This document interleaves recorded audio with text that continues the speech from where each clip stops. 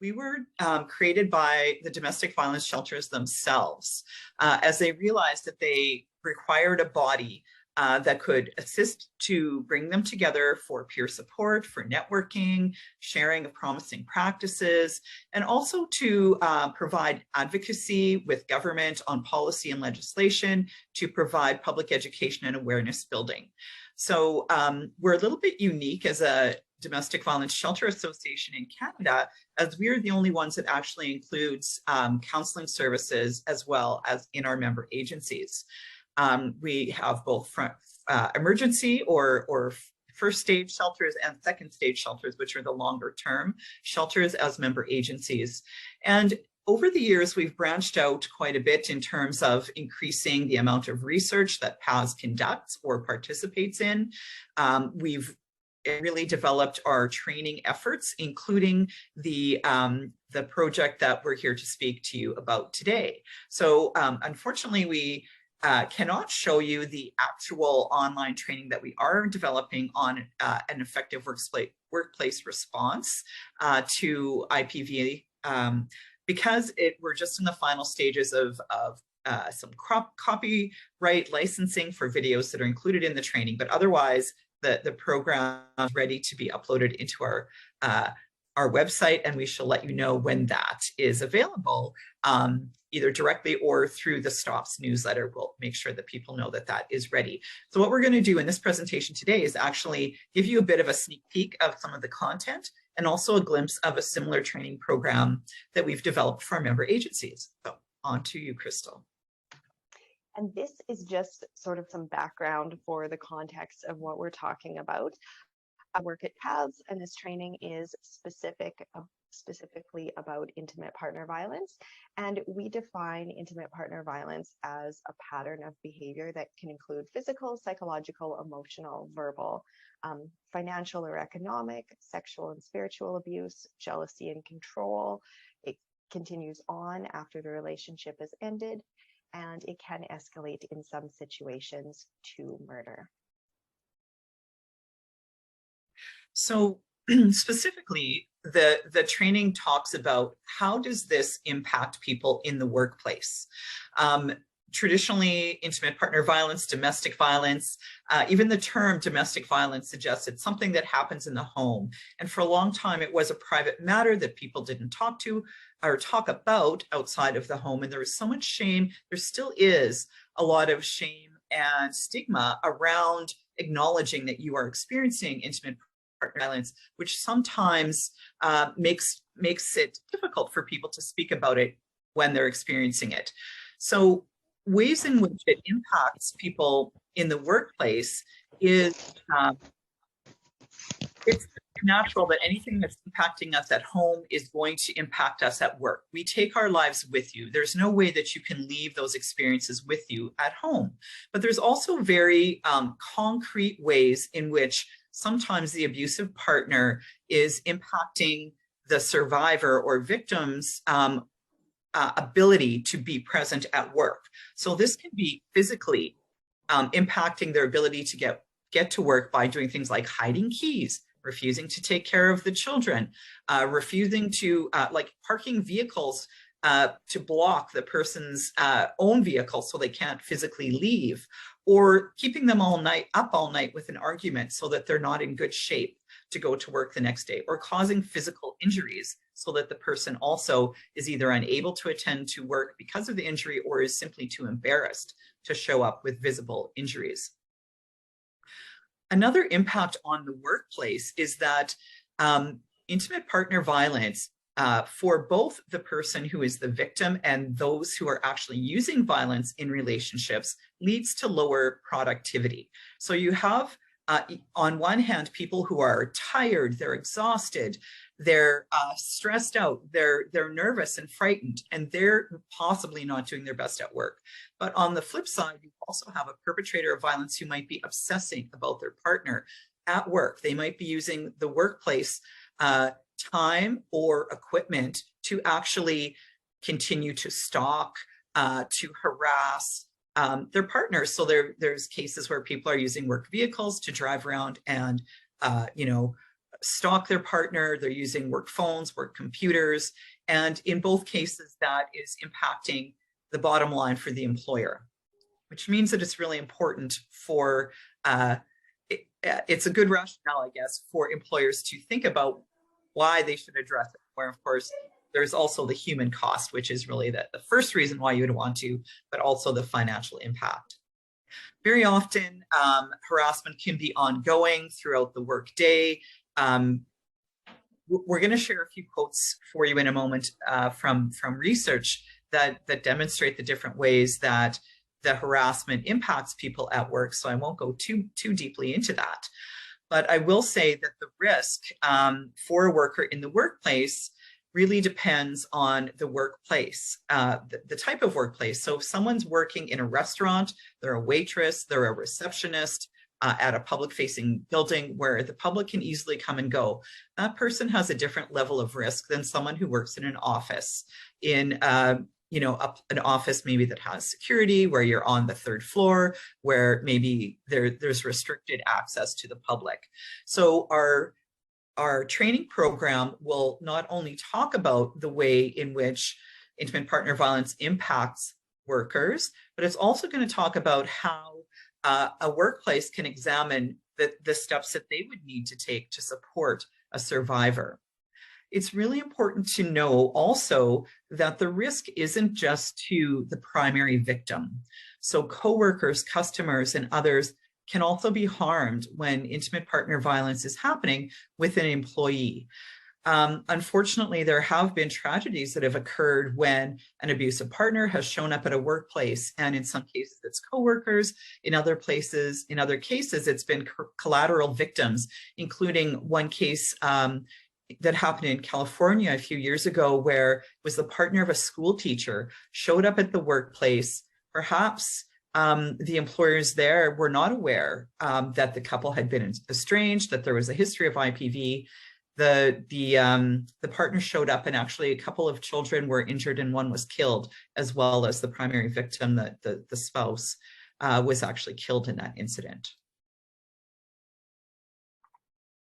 So a little bit more following from that about ways that people who use violence and also people who experience violence or are victims or survivors of intimate partner violence are impacted at work. So research shows that women, particularly who've experienced intimate partner or domestic violence, have disrupted work history. Often the partner has insisted they quit jobs, endeavored to get them fired, done things to disrupt their employment. Consequently, they have a resume that doesn't have consistent employment, leads to working lower paid jobs, casual part-time jobs. And for both people who are experiencing violence or using violence against their partner, they can experience challenges concentrating, thinking and ruminating about what's happening at home, about incidents that occurred last night. And that can lead to being able to perform to the best of their ability. We'll talk a little bit more about some of the research and other impacts that have been found.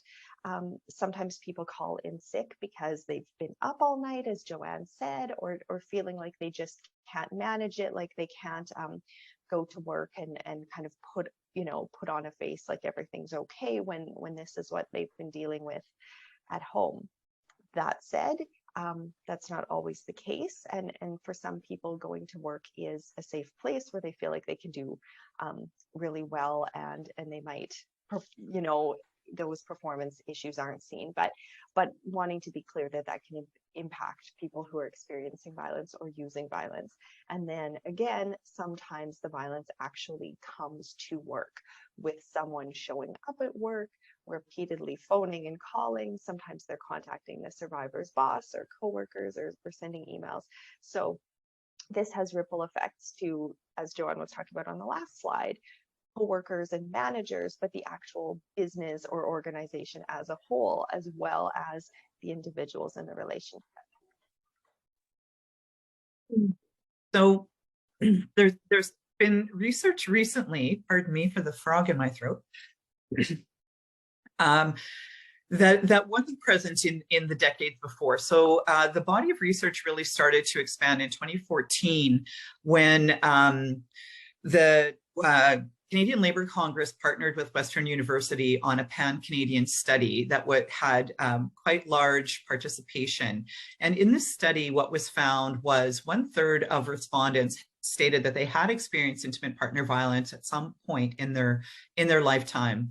And of those who had experienced it, 82% of them said that this experience negatively affected their performance, most often due to feeling, as Crystal said, they're not well, they're tired, and they just can't concentrate at work. And in that study, 8.5% had actually lost their job due to their experience of being a victim of intimate partner violence. Now, in 2015, PAS conducted a survey here in Saskatchewan to look more specifically at the experiences here, knowing that Saskatchewan consistently leads the provinces in having the highest rates per capita of police-reported intimate partner violence at consistently over double the national rate. And what we found, perhaps not unsurprisingly, is that our numbers were higher. Here in Saskatchewan, over half had experienced intimate partner violence at some point in their life. And a very similar number, 83%, stated that it had impacted them in their performance at work. Disturbingly, in Saskatchewan, over 12% had lost their job because of the abuse. And in some cases, people were saying things also like, I quit because I knew I was going to be fired, because their performance was so disrupted and they just weren't being supported in the workplace because employers didn't maybe know how to ask the questions and didn't know how to effectively respond. So here are just a few quotes from the research that we conducted in Saskatchewan. First one is a quote from a survivor who says, I took a lot of leave. I was taking a lot of leave. Not once was I ever asked, hey, are you okay? I never had any kind of support for that. Nobody asked me directly, is there something else going on? Can we help you with it? None of that. I was burning through sick leave and taking leave without pay. Nobody even addressed it. So we have a few more coming up and lots more where these came from that we could share. But this is so important in connection with the work that STOPS has been doing relating to natural supports, because we see how work is very often the first place and the first opportunity for people to notice and have the chance to respond in a good way, or as in this situation, to miss that opportunity. So another interesting findings in the Canadian survey is that when people were talking about the violence they were experiencing, they seldom reached out to the people that you would expect to. So it wasn't that they were going necessarily to HR or going to their unions. They were actually most likely to speak to their coworkers. So people that they felt comfortable with, people that they worked closely with. You see over 81% told someone that they trusted in the workplace. 44% of those who did disclose told supervisors, but again, less than half, only 43%, actually disclosed what they had been experiencing. In our survey, we found that half of the respondents had suspected that a coworker was experiencing IPV, but they didn't always know what to do about it. So just a bit of the most important things for every workplace to think about, and some of what we are covering in this online training that we're going to show you, is that everyone has a role to play. And the goal is for everyone in the workplace to have some understanding of to respond and to be able to have a conversation that can make a difference, and to recognize the warning signs, to intervene in a way that is helpful. So for this training, we actually drew on the work of the Make It Our Business program, which was developed by Western University as a response both to domestic violence death review recommendations in Ontario, and also as a follow-up to the pan-Canadian research. So they've developed a few ways to make it really easy to remember how to engage with someone in your workplace, and it works in any environment as well. So one of the key things is the 3 R's. recognize, respond, and refer. So you want to be able to have some awareness of risk factors, warning signs, when someone's behavior changes, someone who's maybe normally very outgoing and happy suddenly becomes withdrawn, anxious. And then you want to actually know how to respond in a good way that's not going to put that person at risk and going to open the door for support. Very often what that looks like is just saying, hey, are you okay? Do you want to talk? And just that can be so very helpful as you open that door for support. The third R is actually knowing where to refer someone for services. Now, we just heard some great resources from Hilary in terms of, pardon me, legal supports. You can also look for if people are needing like shelter or services that past member agencies provide. You can find that on our website. You could go to sheltersafe.ca, SASC 211, and the front pages of every phone book in Saskatchewan also have a listing of local resources. So the first R in the 3 R's is recognize. Here's a few examples from our own research of situations where coworkers and managers did recognize. So someone said that someone they worked with voluntarily left her job because of not being able to get to work. The stuff that's going on in the home is not the workplace that she would be going to. She didn't feel comfortable going to that type of setting with experiencing what she was going through. She quit before she was fired. And a really unfortunate thing that we have come across in our work is these challenges for people who work in helping professions and who have jobs like many of you have, serving the community, but feeling like they couldn't reach out or that they might receive negative responses when they were experiencing violence and needing support. So an example of recognize, and a quote, the partner would show up at her place of work. The place of work had actually asked him to leave. He would then sit outside. He would phone her repeatedly. He was just making her life at work very miserable. She ended up quitting her job. And another example of recognition, the spouse would show up at 5 minutes before lunchtime and be standing there waiting for his partner to be ready to go for lunch, would strike up a really casual, macho conversation with the boss. Yeah, so what was his presence really saying in that workplace? The implication being the survivor feeling like people side with her partner if she were to tell the boss what's really going on or ask for some support, concerns about maybe not being believed or not being supported. So under respond, I might have gotten a little bit ahead of myself here in the slide, so apologies for that. Overcoming your hesitation to help speaks to the fact that sometimes people are concerned that they might make things worse, that it's none of their business. And what we say is violence is everyone's business. That's the whole purpose of talking about natural supports and making change as a community. And one thing to know is, if you're thinking that you might make it worse, just know that without intervention, that situation is not going to get better.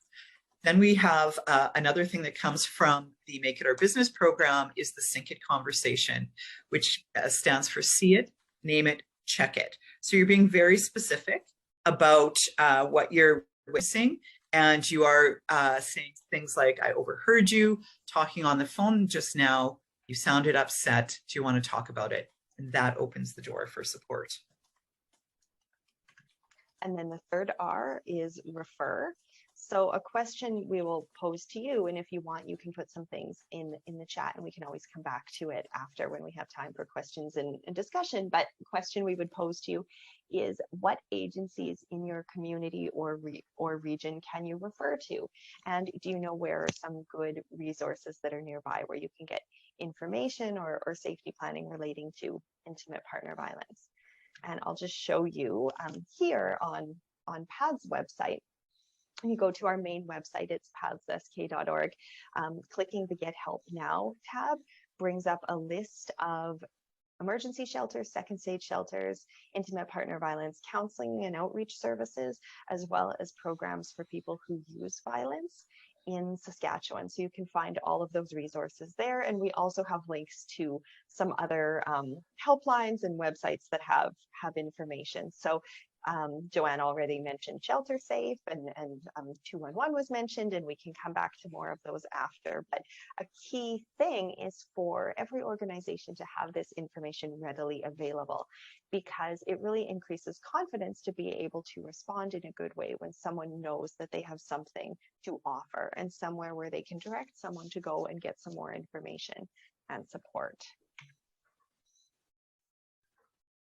So this is, again, just talking about what we're working on. It will be available soon. The government of Saskatchewan is going to be using it with their employees, and we will also have it on our website. And as mentioned, we'll make sure that you get that information. What we've just completed is the first of 3 modules.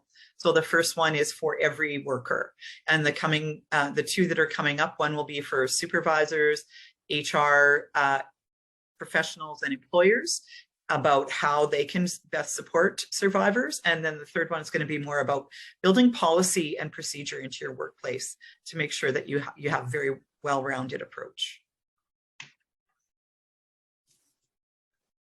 So this is our contact information. I won't stay on here. Nopha will share this with you in case you want it. And also on our slides, we have the references to the research we shared.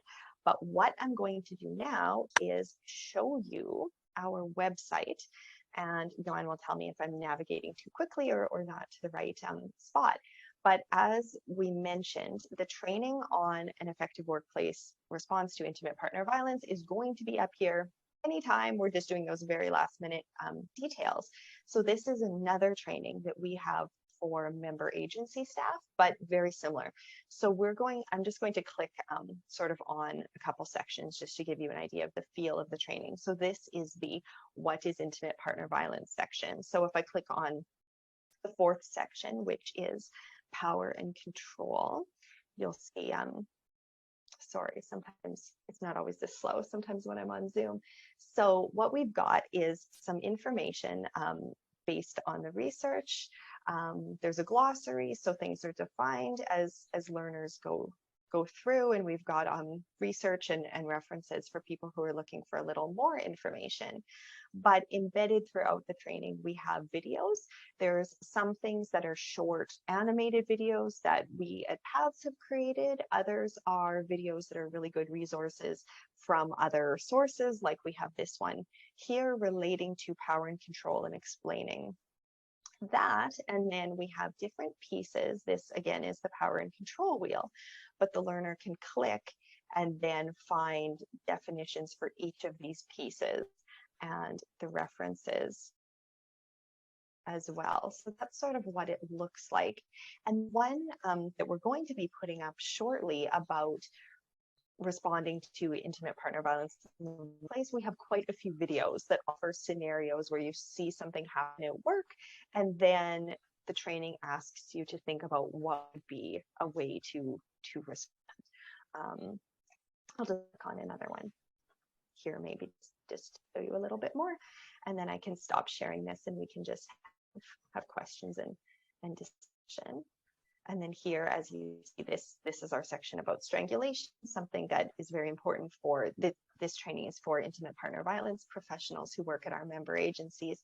And we've illustrated some of the statistics here with animation, and then referring to providing some resources that are derived from the research literature. And then we've got some questions to test skills and knowledge there as well, not in a testing kind of way, just in a sort of checking in with yourself